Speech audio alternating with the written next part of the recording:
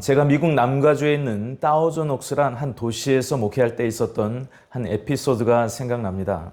그것은 바로 제가 섬겼던 극장식으로 된 교회 건물에 대한 이야기인데요. 날마다 새벽 예배가 마칠 때면 오색 빛깔의 빛이 본당 카펫 바닥에 매일같이 아름다운 그림을 연출하곤 했습니다. 왜냐하면 그 교회 건물의 입구의 많은 부분을 차지하는 아름다운 스테인드 글라스에 남가주의 청명한 햇살이 투영되었기 때문인데요. 어느 날 새벽 기도를 마치고 이 장면을 보면서 문득 떠올랐던 생각이 있습니다. 66권으로 이루어진 성경이 마치 이러한 아름다운 스테인드 글라스와 같다라는 깨달음이었습니다. 빛과 스테인드 글라스가 만날 때에 다양한 빛깔의 고유한 아름다움을 내비추듯, 그리고 한 걸음 더 나아가 색깔과 색깔이 어우러져 아름다운 조함이 또한 나타내듯 각 권별 성경은 마치 이러한 진리의 빛이 통과하면서 하나님의 여러 가지 아름다움을 비추는 영적 스테인드 글라스와 같습니다.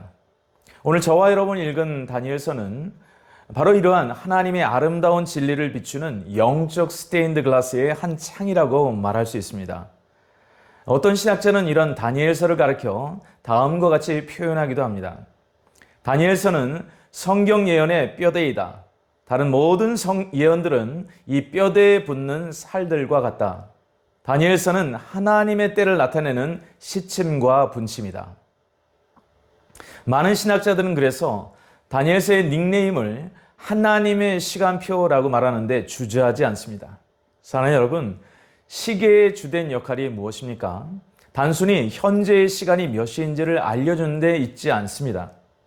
시계의 주된 목적은 오히려 어떻게 우리가 시간을 효율적으로 더 잘 사용하며 미래를 위해서 오늘 우리가 무엇을 해야 하는가를 알려주는 자명종의 역할에 있다고 할 수 있습니다. 자, 오늘 본문에 등장하는 다니엘과 새 친구는 바로 마지막 때를 알려주는 시침과 분침의 역할로서 장차 다가올 어려움의 상황 속에서 과연 우리가 무엇을 그리고 어떻게 해야 하는지를 알려주는 영적 나침판이 되고 있습니다. 자, 그렇다면 다니엘서 1장에 등장하는 하나님의 영적인 레슨은 과연 무엇일까요? 우리 다 함께 다니엘서 1장 1절의 말씀 한번 같이 읽겠습니다. 시작. 유다 왕 여호야김이 다스린 지 3년이 되는 해에 바벨론 왕 느부갓네살이 예루살렘에 이르러 성을 에워쌌더니 아멘. 사랑하는 여러분, 다니엘서 1장 1절은 유다 왕 여호야김과 바벨론 왕 느부갓네살의 전쟁 이야기로 문을 열고 있습니다. 자, 그런데 두 왕의 이름으로 시작했지만 사실 이 상황은 유다가 바벨론에 의해서 완전히 패망하게 되는 나라의 가장 슬픈 현실을 말해주고 있습니다. 1차, 2차, 3차에 걸쳐서 유다 백성이 바벨론의 포로로 끌려가게 되는데 다니엘서 1장 1절은 그 1차 포로기가 시작되는 상황으로서 왕들의 전쟁 역사로 표현되고 있습니다. 오늘 등장하는 다니엘과 새 친구는 바로 제1차 포로기에 끌려가게 된 포로들이었습니다. 자, 우리는 여기서 느부갓네살 왕이 얼마나 주도면밀한 사람인지를 알 수 있습니다. 왜냐하면 한 나라를 철저하게 식민지화하는 가장 효과적인 방법이 뭐냐? 그것은 바로 다음 세대를 무너뜨리는 것과 신앙을 말살하는 것이기 때문입니다. 여러분, 느부갓네살 왕이 가장 처음으로 착수한 전략이 무엇입니까? 남유다의 차세대 리더자들과 촉망받는 다음 세대들을 말살하는 시도였던 것이죠. 그 구체적인 방법은 첫째, 바벨론식 이름으로 창씨 계명을 강제적으로 시행했으며, 둘째로는 바벨론의 우상신에게 먼저 바쳤던 왕의 진미를 그들로 먹이게 한 것입니다. 또한 셋째는 바벨론의 문화와 언어를 3년 동안 꼬박 배우게 하는 것이었으며, 넷째는 바벨론에서 일자리까지 주는 전략을 시도한 것이죠. 자, 그런데 이 네 가지 공통점이 무엇인가? 바로 매일매일의 삶 속에서 가랑비에 옷이 젖듯 일상적인 삶을 잠식하는 영적인 바이러스와 같은 공격이었다는 것이죠. 자, 그런데 성경은 이렇게 국가적인 그리고 개인적인 절망적 상황에 대해 갑자기 전혀 다른 관점에서 정의하기 시작합니다. 우리 다 함께 다니엘서 1장 2절의 말씀 한번 같이 읽겠습니다. 시작. 주께서 유다 왕 여호야김과 하나님의 전그릇 얼마를 그의 손에 넘기심에 그가 그것을 가지고 시날 땅 자기 신들의 신전에 가져다가 그 신들의 보물 창고에 두었더라. 아멘. 자, 여기 놀라운 사실이 나옵니다. 이것이 유다가 망하게 된 것이 바벨론 제국의 열강의 힘 때문인 줄 알았는데 그게 아니었다라는 것입니다.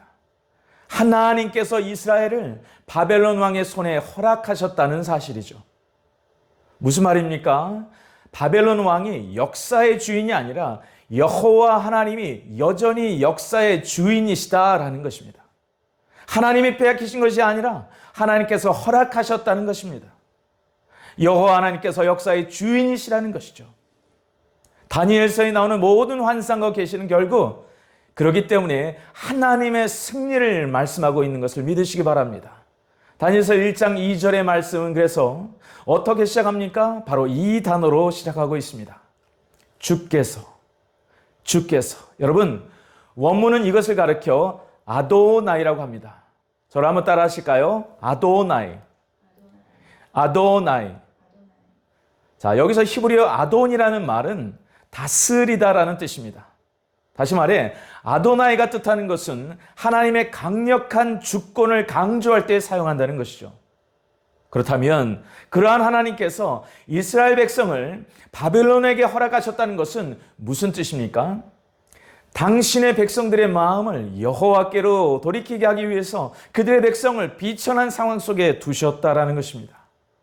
다니엘서 1장 2절에 비춰진 이 위대한 하나님의 결정은 그렇습니다. 예수 그리스도를 십자가에 달리게 하신 것 역시 표면적으로는 로마인이 달렸지만 그리고 유대인이 죽였지만 그래서 예수님이 실패한 줄 알았지만 그것은 여호와 하나님께서 그들의 손에 넘기셨다는 것을 알 수 있습니다. 왜 그렇습니까? 하나님의 거룩한 뜻을 이루기 위해서라는 거예요. 바로 그 사실 때문에 하나님의 사람들은 나라 잃은 절망의 순간에도 목숨을 걸고 믿음을 지킬 수 있는 것입니다. 그렇습니다. 우리나라가 경험했던 일제치하의 아픈 역사도 별반 다르지 않습니다. 그렇다면 이 시대의 교회는 어떻습니까? 요사이 많은 사람들은 교회를 희망적으로 말하지 않습니다. 욕하고 손가락질하는 사람이 늘어만 갑니다. 이것은 분명 우리의 연약함이죠. 우리의 죄에 대한 결과입니다.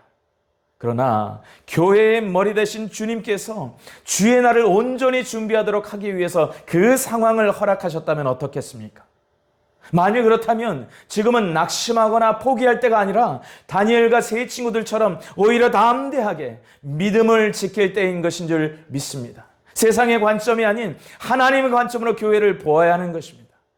사랑하는 여러분, 우리들의 연약함에도 불구하고 우리가 소망을 가져야 하는 이유는 이 모든 일들이 하나님의 주권 가운데 있기 때문인 것입니다. 어떤 상황 속에서도 하나님의 선하신 주권을 의지할 수 있기를 주님의 이름으로 구원면 드립니다. 하나님께서 왜 그렇게 되도록 하셨는지 이해할 수 없다 할지라도 우리가 하나님의 그 신실하신 주권을 믿을 수 있다고 한다면 이것은 포기나 버림이 아니라 오히려 주의 선한 인도하심이며 위로인 것입니다. Everything under His control. 역사의 주관자는 여전히 하나님이신 것을 믿으시기 바랍니다. 우리 삶의 주관자가 되신 아도나이께서 오늘 말씀을 듣는 저와 여러분에게 이러한 믿음을 더해 주시기를 주님의 이름으로 축원합니다. 우리 다 함께 다니엘서 1장 4절로 7절의 말씀 한번 같이 읽겠습니다. 시작. 곧 흠이 없고 용모가 아름다우며 모든 지혜를 통찰하며 지식에 통달하며 학문에 익숙하여 왕궁에 설만한 소년을 데려오게 하였고 그들에게 갈대아 사람의 학문과 언어를 가르치게 하였고 또 왕이 지정하여 그들에게 왕의 음식과 그가 마시는 포도주에서 날마다 쓸 것을 주어 3년을 기르게 하였더니 그 후에 그들은 왕 앞에 서게 될 것이더라. 그들 가운데는 유다 자손 곧 다니엘과 하나냐와 미사엘과 아사랴가 있었더니 환관장이 그들의 이름을 고쳐 다니엘은 벨드사살이라 하고 하나냐는 사드락이라 하고 미사엘은 메삭이라 하고 아사랴는 아벳누고라 하였더라. 아멘. 오늘날의 시대를 가리켜 위기의 시대라고 합니다. 저는 그 가장 큰 이유가 다름 아닌 우리들의 다음 세대들을 무너뜨리기 위한 사단의 세뇌 공격 때문이라고 생각합니다. 자, 그런데 다니엘 시대에도 마찬가지였습니다. 이러한 세뇌 공격이 다각도로 시도되었는데요. 그 대표적인 것이 바로 먹는 것과 교육과 이름에 대한 공격이었습니다. 자, 여러분, 성경에 의하면 하나님께서 그분의 새로운 역사를 이루어가시기 위해 하나님의 사람들에게 하시는 대표적인 방법이 무엇인 줄 아십니까? 바로 새 이름을 주신다는 것입니다. 단순히 새로운 이름을 부여받는 것이 중요하다는 것이 아니라 그 새로운 이름 속에 하나님의 원대한 뜻과 계획과 목적을 심어 놓으셨기 때문에 중요하다는 것입니다. 자, 그렇다면 사단이 오늘 본문에서 하나님의 자녀들의 이름을 바꾼다는 것은 무엇을 의미합니까? 하나님의 뜻을 거부하는 행위라는 것입니다. 하나님의 계획과 목적을 파괴하려는 시도라는 것입니다. 우리는 사단의 이 전략을 창세기에서부터 엿볼 수 있는데요. 여러분, 하나님께서 처음 인간을 창조하시고 지어주신 이름이 무엇이었습니까? 네, 그렇습니다. 아담이었습니다. 자, 이 이름이 처음 등장하게 되는 본문은 창세기 1장 26절인데요. 원문에 보면 이 아담이란 이름과 함께 연동되어 나타나는 표현이 뭐냐? 바로 하나님의 형상대로라는 표현입니다. Image of God, 즉 아담이란 이름 속에는 이미 태생적으로 하나님을 나타내는 삶이라는 미션이 주어졌다는 것입니다. 여러분 기억하시나요? 죄를 지은 아담을 향하여서 하나님께서 이렇게 질문하셨습니다. 아담아, 내가 어디 있느냐? 아담아, 내가 어디 있느냐? 죄를 지은 아담을 향한 안타까운 하나님의 마음이 여실히 담겨있는 그러한 목소리였습니다. 하지만 여기서 우리가 기억할 것은 하나님께서는 결코 잊지 않고 무엇을? 그의 이름을 불러주셨다는 것입니다. 아담아, 내가 어디 있느냐? 주님께서는 3번이나 주님을 부인한 베드로를 찾아가셔서도 이렇게 말씀하십니다. 요한의 아들 시몬아, 내가 나를 사랑하느냐? 이름을 불러주셨어요. 사랑하는 성도 여러분, 성경에서 주님이 이름을 부르시며 질문을 던지는 장면은 언제나 무엇을 의미하는지 아십니까? 그 영혼을 향한 하나님의 사랑의 마음을 나타내는 것입니다. 하지만 동시에 그 이름에 걸맞는 자신의 부르심을 돌아보라는 강력한 촉구의 의미가 그 속에 담겨 있습니다. 그렇습니다. 다니엘과 세 친구에게 주어진 그 이름에는 하나님을 나타내는 삶으로서의 목적이 들어가 있는 것입니다. 여러분, 다니엘의 뜻이 무엇인 줄 아십니까? 하나님은 나의 심판자라는 뜻입니다. 또한 하나냐는 자비로우신 여호와이며 미사엘은 하나님과 같은 이가 누구인가 라는 뜻이며 아사랴는 여호와는 나의 도움이란 뜻입니다. 어느 누구도 예외 없이 그 이름 자체만으로도 하나님을 나타내는 삶의 의미가 풍성히 담겨 있다는 것이죠. 바로 그때 사단이 다니엘과 세 친구에게 시도한 시도는 무엇이었습니까? 하나님의 자리에 자신의 이름을 집어넣는 것이었습니다. 벨드사살, 사드락, 메삭, 아벳느고의 그 이름에는 그래서 한결같이 우상신의 이름이 들어가 있는 것입니다. 바로 벨이라는 우상신과 락이라는 태양신과 사크라는 정욕신과 느고라는 달신의 이름이 들어가 있습니다. 사랑하는 여러분, 성경에 보게 되면 사탄이 어떻게 타락되었는가를 자세히 설명하는 대표적인 두 본문이 있습니다. 이사야서 14장 12절로 14절과 에스겔서 28장 12절로 15절의 말씀인데요.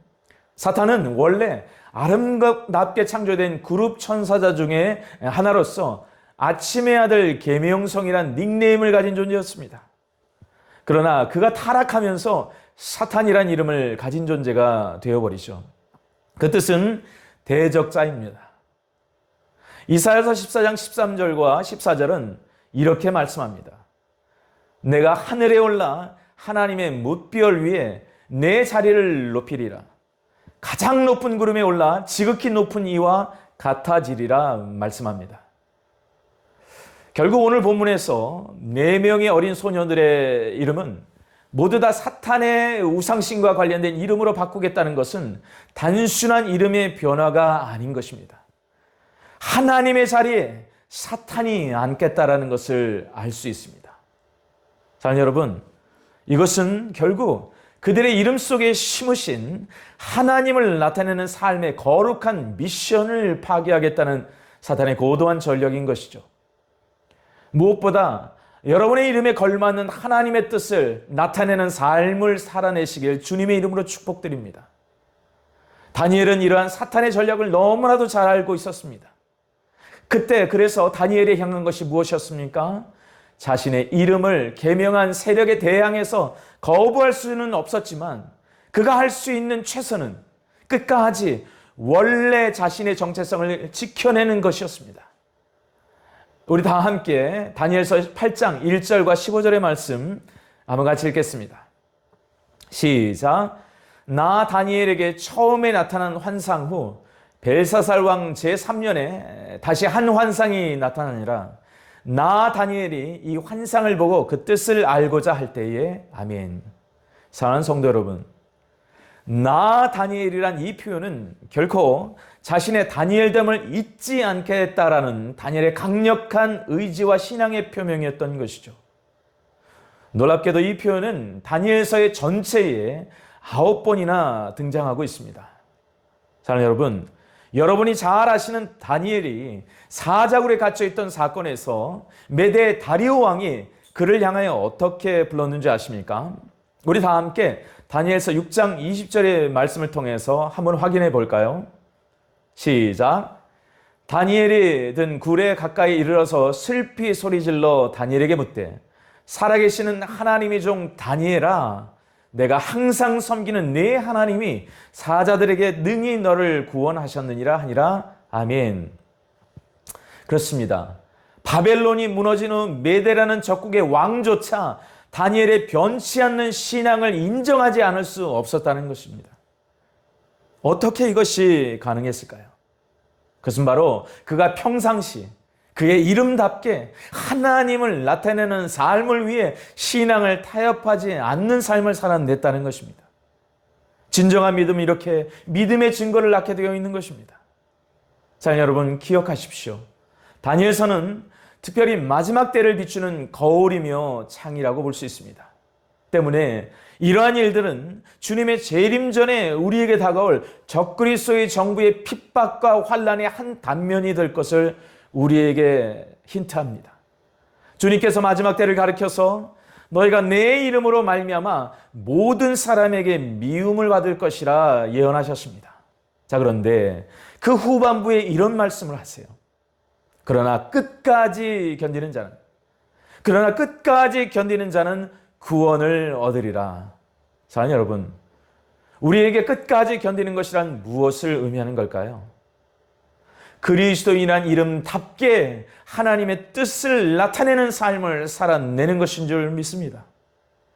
이렇게 자기의 신앙을 증거하며 인내하며 타협하지 않으며 오직 하나님의 이름을 위한 삶을 살아냈던 그 다니엘을 향하여서 하나님께서 어떻게 하셨는지 아십니까?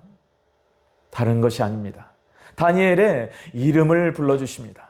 우리 다 함께 다니엘서 9장 22절의 말씀 한번 같이 읽겠습니다. 시작. 내게 가르치며 내게 말하여 이르되 다니엘아, 내가 이제 내게 지혜와 총명을 주려고 왔느니라. 아멘. 그렇습니다. 우리 하나님은요, 그리스도인이라는 그 이름답게 신앙을 살아내는 자들에게 우리의 이름을 불러주시는 줄 믿습니다. 놀랍게도 마지막 때를 예언하고 있는 요한계시록에 보면 이 이름이라는 단어가 유독 많이 나오는 것을 볼 수 있는데요. 예를 들면 어린 양의 이름, 생명록의 이름이라는 표현이 나오고요. 또 반대로 짐승의 이름 또는 그 이름의 수 666이라는 표현도 등장하죠. 그러한 이유로 마지막 때를 달리 말해 이름의 전쟁이라고 말하기도 합니다. 사랑하는 여러분, 주님께서는 영원한 천국을 언급하며 다시 한번 우리의 이름을 다음과 같이 언급하십니다. 우리 다 함께 정말 영원한 천국을 예언하고 있는 계시록 3장 5절의 말씀 한번 같이 읽겠습니다. 시작. 이기는 자는 이와 같이 흰 옷을 입을 것이요 내가 그 이름을 생명책에서 결코 지우지 아니하고 그 이름을 내 아버지 앞과 그의 천사들 앞에서 시인하리라. 아멘. 그렇습니다. 이름답게 사는 이가 이기는 자인 줄 믿습니다. 주님은 그런 자들의 이름이 반드시 어디에? 생명책에 기록된다라고 약속하십니다. 한 걸음 더 나아가서 주께서 아버지 앞과 천사들 앞에서 그 이름을 시인하실 것을 약속하세요. 이 마지막 때에 세상에 타협하지 않고 하나님의 사람이라는 이름답게 사시는 그리스도의 향기, 그리스도의 편지가 되시기를 주님의 이름으로 축원합니다. 오늘도 아무개야 내가 어디 있느냐라는 그분의 음성 앞에 주님 제가 여기 있습니다 라고 응답하시는 이기는 자로 서시기를 주님의 이름으로 축원합니다. 우리 다 함께 다니엘서 1장 8절과 15절의 말씀 함께 같이 읽겠습니다. 시작.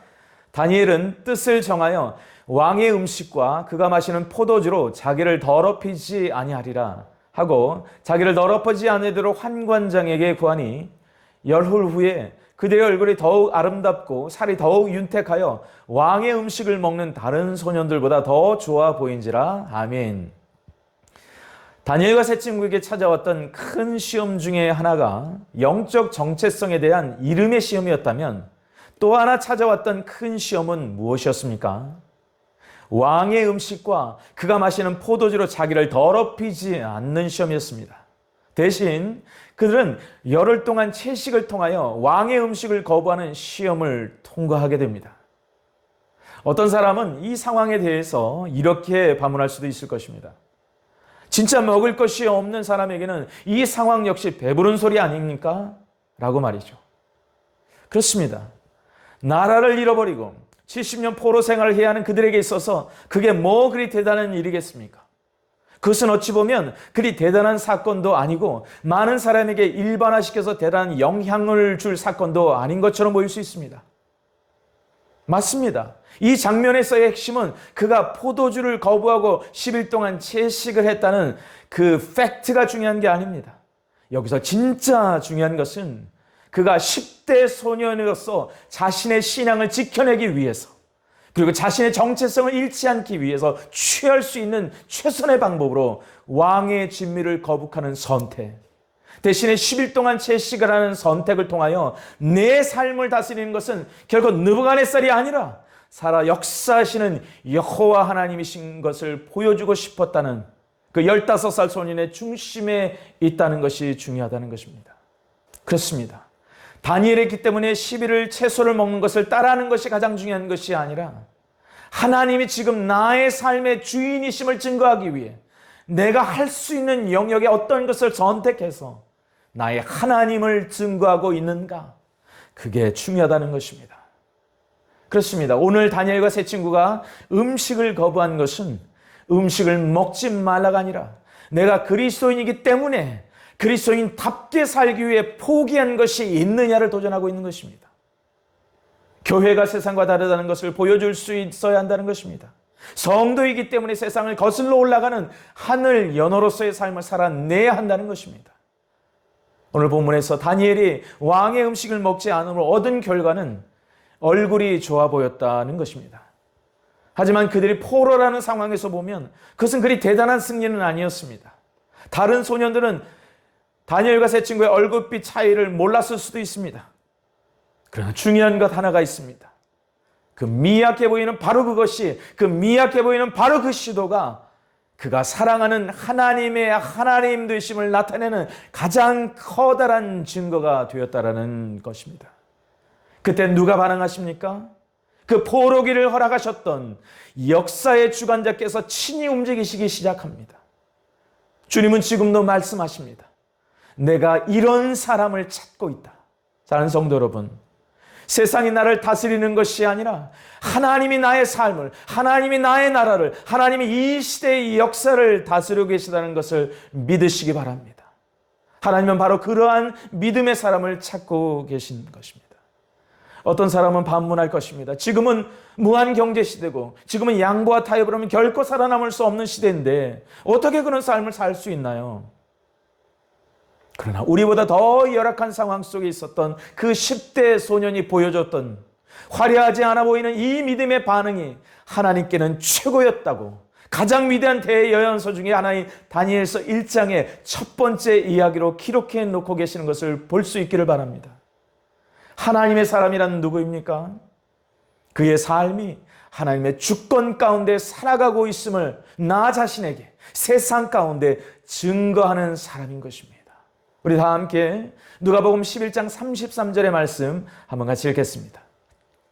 시작. 누구든지 등불을 켜서 움속에나 말 아래 두지 아니하고 등경 위에 두나니 이는 들어가는 자로 그 빛을 보게 하려 함이라. 아멘. 오늘 말씀은 이 시대를 살고 있는 우리에게 이렇게 도전합니다. 뜻을 정하여 내가 드릴 수 있는 영역을 통하여 나의 삶의 주관자가 되시는 여호와 하나님을 증거하라는 것입니다. 바라옵기는 여러분의 삶이 다니엘과 세 친구와 같은 하나님의 하나님 되심을 드러낼 수 있는 아름다운 창이 되시길 주님의 이름으로 축복합니다. 그렇습니다. 우리의 뜻을 정한 결단은 하나님의 살아계심을 증거하는 이 시대의 다니엘의 아름다운 등불이 될 것을 믿습니다. 우리 다 함께 마지막 다니엘서 1장 21절의 말씀 함께 같이 읽겠습니다. 시작. 다니엘은 고레스 왕 원년까지 있으니라. 아멘. 다니엘 1장은 국가적인 패망과 포로기의 역사를 나타내는 비극으로 시작했습니다. 그러나 그 다니엘서 1장의 마지막 21절은 놀랍게도 다니엘이 고레스 왕 원년까지 총리로서 있게 된다는 말로 끝을 맺습니다. 자, 이것은 과연 무슨 뜻일까요? 여기에 담긴 뜻을 한 문장으로 표현하면 오늘의 주제입니다. Everything is under his control. Everything is under his control. 모든 것은 하나님의 주권에 있다는 메시지인 것입니다. 사랑하는 성도 여러분, 바사왕 고레스는 어떤 인물입니까? 바벨론 포로기에 있던 이스라엘 민족을 다시금 고국으로 돌아가게 한 페르시아 왕입니다. 바벨론이 메데바사 왕국에 망하고 본격적인 페르시아의 통치가 시작되었을 때 고레스 칙령을 통하여 유다 민족을 고토로 귀환하게 하고 성전을 건축하게 허락한 왕이 다름 아닌 고레스 왕이었던 거예요. 그렇습니다. 유다 민족이 실패한 것 같았지만 바벨론 70년 포로기는 이스라엘 백성을 하나님의 백성답게 준비시키는 하나님의 역사 가운데 있었다는 그 증거가 바로 다니엘서 1장 21절에 내포되어 있다는 것입니다. 그렇다면 이 다니엘서 1장 21절에 고레스 왕까지 다니엘을 총리로 남겨두신 하나님의 계획은 무엇이었을까요? 두 가지로 요약할 수 있습니다. 첫째는 하나님은 그분의 백성들을 하나님의 백성답게 만들기 위해 때로는 어려운 가지치기의 시즌을 허락하신다는 것입니다. 그래서 신령과 진정으로 예배하는 민족으로 만드신다는 것입니다. 고레스 칙령을 통하여 고토로 귀환한 후 이스라엘 백성들이 제일 먼저 한 것이 무엇이었습니까? 성전 재건을 위한 제단을 쌓는 것이었습니다. 포로기 70년은 그들로 하여금 바로 예배를 갈망하는 부르심의 회복과 그 이름답게 하나님을 나타내는 삶의 회복을 가져왔던 것입니다. 두 번째는 이 70년 바벨론 포로기가 다름 아닌 유다 백성을 통하여 하나님의 이름이 이방 땅에 전파되는 선교의 역사가 되었다는 것입니다. 사랑하는 성도 여러분, 이 선교의 역사의 시작이 본격적으로 어디에서 시작됩니까? 창세기 아브라함 언약에서 시작합니다. 창세기 12장 2절로 3절에서 하나님께서는 이렇게 아브라함을 축복하십니다. 내가 너로 큰 민족을 이루고 내게 복을 주어 내 이름을 창대하게 하리니 너는 복이 될지라. 너를 축복하는 자에게는 내가 복을 내리고 너를 저주하는 자에게는 내가 저주하리니 땅의 모든 족속이 너로 말미암아 복을 얻을 것이니라 하시니라 말씀하셨습니다.